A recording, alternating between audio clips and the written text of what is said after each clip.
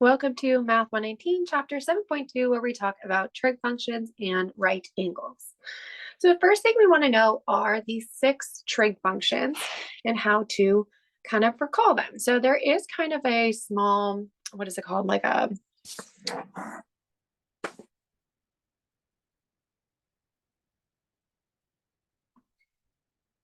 There is a small saying for it. I don't know if saying is the right word, maybe abbreviation. It's called so, ka, toa. So the so is talking about sine. So the S stands for sine here. Maybe I hold a little bit more. So S stands for sine. Then the O stands for opposite and hypotenuse. Now, where is the opposite and the hypotenuse? Now, that all comes from the degree of your angle. So if I put my angle in this corner, and this is for any sort of right triangles, we're working with right triangles. So this meaning that this little box here is 90 degrees, so it is a right triangle.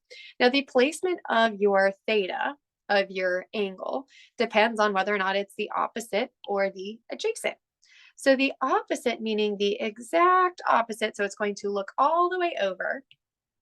So all the way over here is considered the opposite. Now the hypotenuse is always going to be in the same location. This will be right here. I can never spell this one right.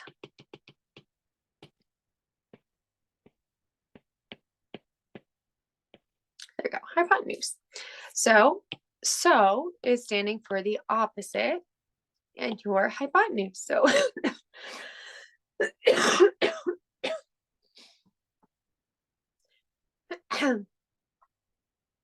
so whatever your value is for the opposite will then be divided by the hypotenuse value. Therefore, our next one, we have ka. The C stands for cosine. Cosine stands for A as in adjacent. And then H stands for hypotenuse. Adjacent just means that it is the one reflected down here. This is the adjacent value to your angle. Again, it depends on the angle itself, the placement. So if I put it up in this corner, this is opposite here and then adjacent, and your hypotenuse does not change.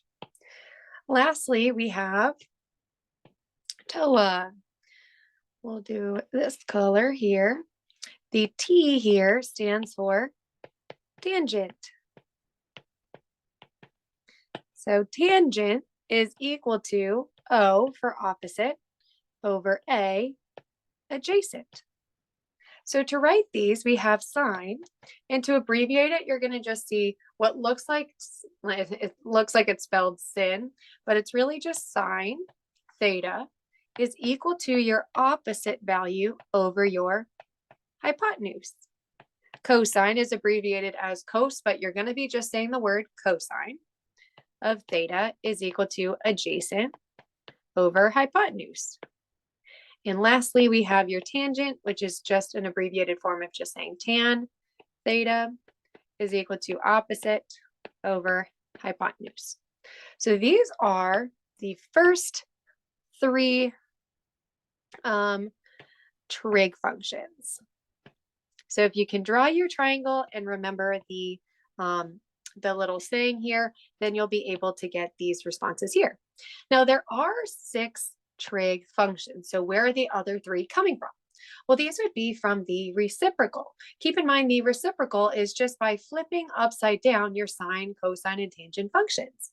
So in our case, if we were to flip sine upside down, so 1 over sine theta, meaning that when we go to flip, these 2 values will flip as well, because we have 1 over opposite over hypotenuse, which then allows us to have hypotenuse over your opposite. Now, the reciprocal of your sine is called cosecant. cosecant theta. So it looks like CSC. This is called cosecant.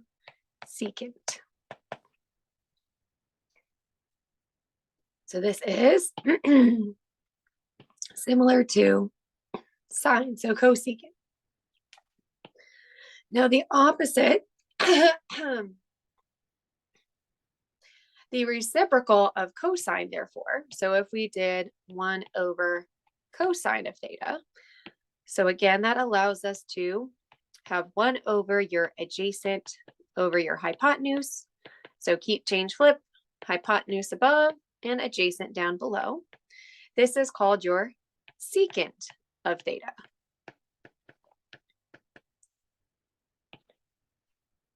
So this is your reciprocal function for your cosine. This is called secant. Lastly, if we did the same, so if we did 1 over tangent of theta, we get 1 over opposite over, oops, I put hypotenuse. This is really adjacent.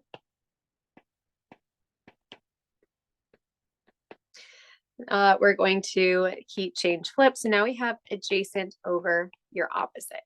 Now this is called cotangent.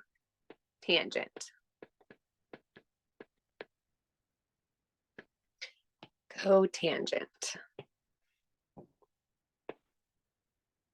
So these are your 6 trig functions. So sine so we have sine and its reciprocal cosecant, cosine and its reciprocal secant, and tangent and its reciprocal cotangent. Now, again, the way I think about it is the opposite of S is C, the opposite of C is S. So kind of like flip-flop those. So just the more you practice them, the easier it's going to be.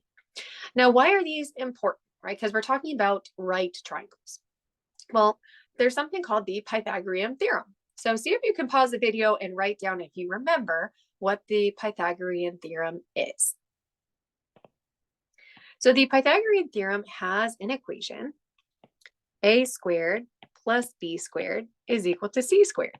Now what this is doing is it's just taking one of your legs, squaring that value, taking the other leg, squaring its value, and then taking your hypotenuse here and squaring its value. So you have A, B, and C here. C is always going to be representing your hypotenuse value. A and B are just representing your legs. So you have one leg here and another leg here. So you have hypotenuse, leg, and leg. Now this allows us to solve in case you have one of your values missing. So let's say you don't have your hypotenuse. However, you do have A and B. You can square those values, and then to find your third, right, your hypotenuse, right, notice that this one is squared. We can then go ahead and square root this value. And same thing, if you were missing a leg but had the remaining, we could then take this equation and start to solve. So let's try out example 1, where we're finding the values of your 6 trig functions from the triangle below. So I'm going to give you some of your values for your triangle. So I'm going to put my angle here, theta, and I'm going to give you one of your legs here is 4 and the other is 3. And again, we're trying to find all 6 trig functions. So I want to know at the very end, sine of theta, cosine of theta, tangent of theta, and then its reciprocals. So cosecant of theta, secant of theta, and cotangent of theta. So see if you can pause the video and just at the very start, see what you can come up with. Now, if you're kind of hesitant to pause the video because you don't know how to find your missing leg, keep in mind we do not have C here, meaning that we need to figure out, well, what is C? We can use that by finding by using your Pythagorean theorem. So if you miss a value, we can use your Pythagorean theorem to solve for the missing value. So it doesn't matter which A and B is. I can call this one A, and maybe this one is B. So we have 3 squared plus 4 squared is equal to C squared. So I have 9 plus 16 is equal to C squared. So then we have 25 is equal to C squared. So now we need to take the square root of 25 to be equal to C. Now so typically when we take the square root of something, we want to do the plus or minus sign. But because we're talking about some sort of these distances, we no longer need the minus sign. So these are all going to be positive values. So therefore, C is equal to 5. So we can fill in C here. Instead of saying question mark, we'll now put a 5. So now that you have all of your all of your values, we can then go ahead and start to find your trig functions. Now, the first, if we're trying to find your your sine, well, sine we said was opposite over adjacent, opposite over hypotenuse. So for your sine, right, opposite over hypotenuse, we said, well, the opposite of your theta is 4 divided by your 5 hypotenuse. So this is 4 over 5. And therefore, its reciprocal value, right, is 1 over 4 over 5, meaning that we can do the keep, change, flip. It's now 5 over 4. Or if you can remember, it's now opposite or hypotenuse over opposite. We can just flip it right upside down.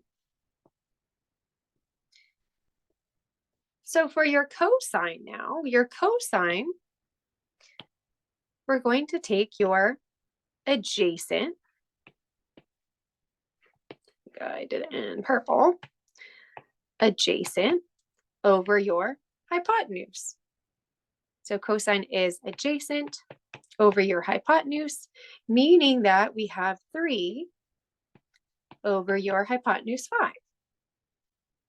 Now your secant is the reciprocal of it. So the reciprocal of adjacent and hypotenuse is now hypotenuse over adjacent. So it's now 5 over 3. Or if you prefer, we can do it in steps. We could say 1 over 3 over 5 to then be 5 over 3. Because again, these are just your reciprocal of these values. So 1 over cosine, 1 over sine. So therefore, those will come up. Now, last thing are your tangent and your cotangent functions. And I'm going to scoot this up just a little bit. There we go. So your tangent, right? Your tangent was TOA, opposite over adjacent. Erase it here. So last one we had was your opposite over the adjacent. And that's always your hypotenuse over here in case we need to keep labeling, right? But it's opposite over adjacent, meaning it's 4 over 3.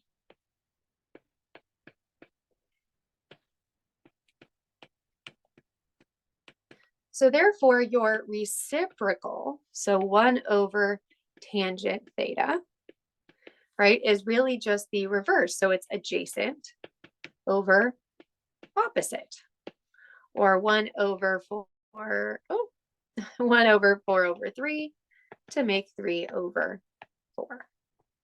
So that is your 6 trig functions by finding your angles. Now let's have you try B. Again, I'll give you some context for B. So we have your right triangle here. I'm going to put your theta in this little corner. I'm going to give you 3 root 3 here.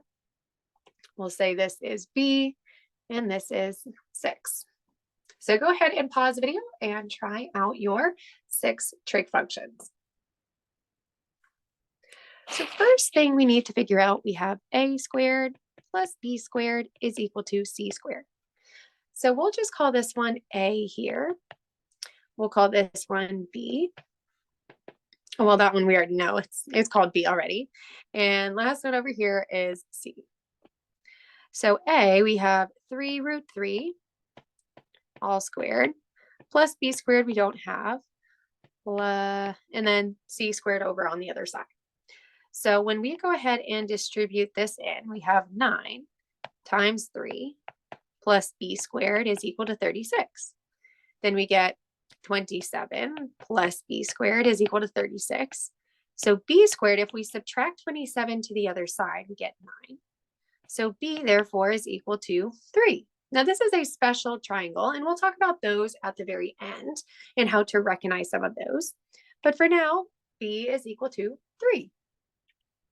So now let's go ahead and find your 6 trig functions. And I'm actually going to go from back over here and grab and go.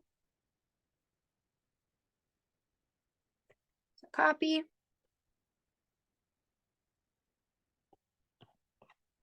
And paste. Here we go. And I'm going to erase a little bit.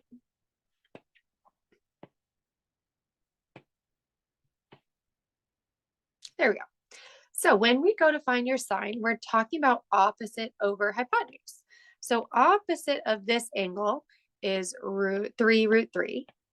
And the hypotenuse over here is 6. So opposite in your hypotenuse here. So therefore we have 3√3 over 6, which can simplify into √3 over 2. So its reciprocal is to just take this value here and flip it upside down.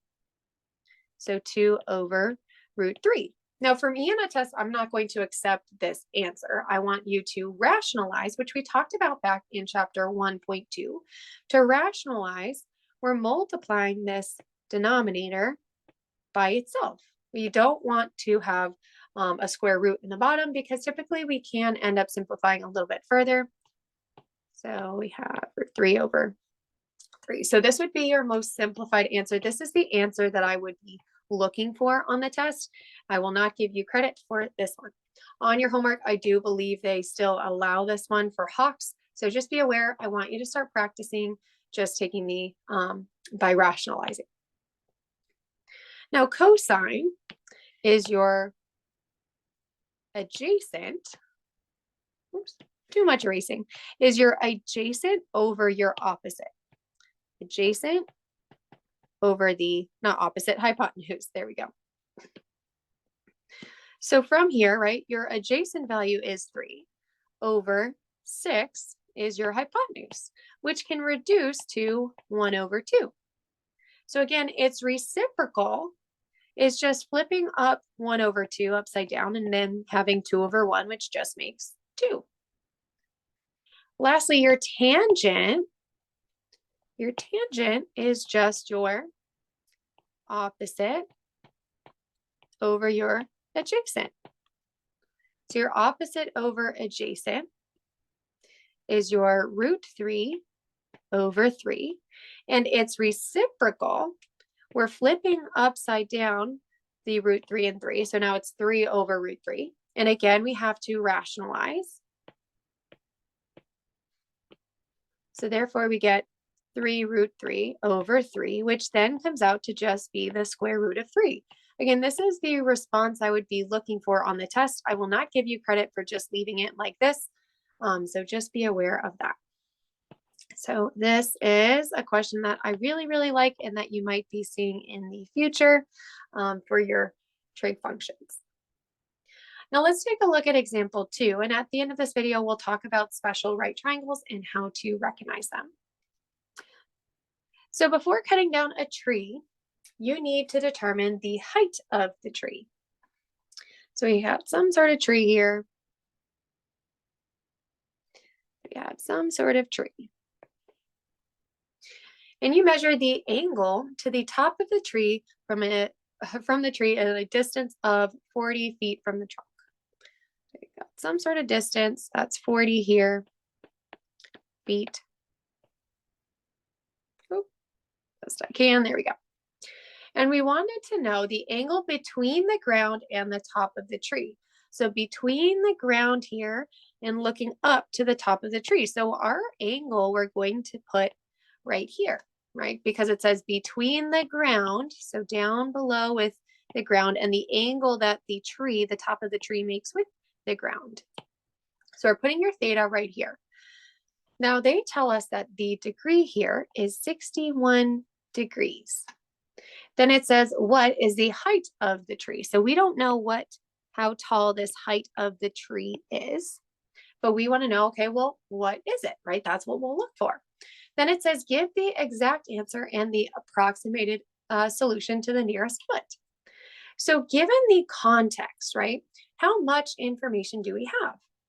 Well, we don't have enough to solve this triangle fully, right? Right now, we just have your one of your legs and we need to find the other legs. So what trig function allows us to use both legs? Well, given your degree here, we have h, right? A value that we need is the opposite from there, and we have the value down below. In other words, we have the opposite and the adjacent. Which trig function allows us to evaluate an opposite and an adjacent value? Well, that would be your tan. So we have tan of theta, which theta, they've now told us, is 61 degrees, is equal to, and again, tangent is your hypotenuse over your adjacent. So we have hypotenuse as your opposite. So opposite is now h over your adjacent, which is 40 feet. Now we want to solve for this h value. So how would you solve for this value? Well, we want to get it alone and to one side. So we'll multiply one side by 40 and the other by 40. So we now have h is equal to 40 times the tangent of 61 degrees. So this would be considered your exact solution here. Let me push this diagram over, give me a little bit more room. So this, one more time, is the exact solution. Now on your calculators, right, we are now dealing with degrees. We're going to talk about a little bit later a different unit called radians, but any sort of triangle that we're working with will be in degrees. And they also tell us that it is in degrees. So let's go and take your graphing calculator and let's make sure that we hit mode. Mode is up next to your blue second button. And notice that right now it's in radians and I want to swap it to degrees. So let's go ahead and hit second mode. And we're going to go ahead and hit this tangent button. Tangent is kind of located near 9. Just look above twice. So you have tangent of 61, and this is now automatically in degrees. So 61, we're going to multiply it by our 40 feet. So this gives us about 72.16, and they told us, hey, can you round it to the nearest foot? So our nearest foot is just 72. So this tree, the height is approximately 72 feet. This is your approximated solution. Your estimated solution. So again, make sure that it's in degree mode. So in degree mode, we just go to mode and we flip from radians to degrees. And I'll show you as well in Desmos. For your Desmos, if we were to do it again in your calculator, you'll notice that up here, we have these radians and degrees. We want to make sure that it's in degrees. Go over, actually back to that main function. We're using your tangent. We said tangent of 61 degrees times 40. So about, again, that 72 feet. The reason why we did not use the other functions is that your sine function, we needed to use your opposite and hypotenuse. And notice that we don't have your hypotenuse. There's no way of getting it at this point in time. We also did not use your cosine because we don't have what we do have your adjacent, again, we don't have your hypotenuse. So these would not have worked, as well as for your inverse ones for the same reason these two won't work, right? But for your cotangent, Cotangent and all of these other reciprocal functions, they're not actually located on your graphing calculators. So notice here that on your graphic calculator, yes, above in blue, we have the inverse sine, and again, inverse cosine and inverse tangent. These do not actually mean that this is cosecant and secant and cotangent. We're going to be learning about these inverse functions later, and they are not your reciprocal function. So we do not use this to find your reciprocal function. Instead, if we did want to find your cotangent, we would just be doing 1 divided by your tangent function. Ooh. 1 divided by your tangent function here. All right. So now we're going to pause and talk about special right triangles. So special right triangles, there's 2 of them. So 2 to mention, one of them is a 45, 45, 90. 45, 45, 90. So for these, because these are both the same degrees, that just means your legs here are the exact same in measure. So these 2 legs are the exact same.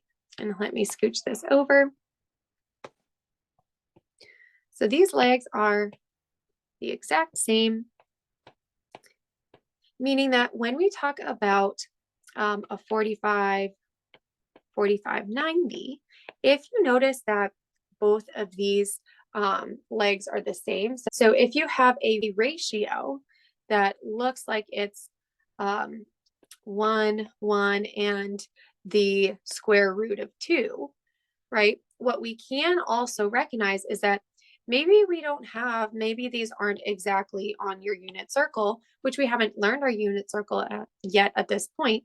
What we can say, in fact, is that we can just put these as variables, a, and a root 2. So if we can recognize that this value is an a root 2, let's say, and this one is just an a value, and let's say even better, let's say this is 5 and 5 root 2. To find your other one, if you know that this has that same special ratio, that we can go ahead and assume, well, because this is a, and a root 2, that this one is also equal in measure. As well as if you do have your degree here and you're missing one of the other degrees, you can go ahead and assume that because it is a triangle and all triangles add up to 180 degrees, you have a good portion of that, right? And you just subtract that total from 180 to get your remaining. Now the other one is not 45, 45, 90. Instead, this is a 30, 60, 90 triangle. So 30, 60, 90. So that just means that all of your legs are different in measure, but they're still proportional to some degree here. I'll maybe do this in pink. So for our ratio, just like we did from above, so if we have a 30, 60, 90 triangle, your ratio, right, for your 30 degree is going to be x, or in our case, I'll just put a. Your ratio for the 60 is x root 3, or sorry, a root 3. And your last one, the angle of your hypotenuse, your 90, is your 2a. So it's double the amount. So that just means if you have a and a, or sorry, 2a, and let's just say this one is 3. So 2 times 3 is 6 over here. That just means over here we have 3 root 3 over here. So we can go ahead and use your ratios to your advantage in order to find a special right triangle. So if on your homework you can recognize, okay, well, the degrees are the exact same, or they're giving us some root 2 value, and this is a, and they are directly related and proportional, then I can find my missing side. Oh, and my missing side here, that is not, I did not write the correct side. These should be matching. These should be matching. Whereas over here, if your hypotenuse is double the amount of your 30 leg, then we have another special right triangle. We'll talk more in depth about these in perhaps a separate video when we can relate it into your unit circle and actually get up with why this is a root 2 and why this is a root 3.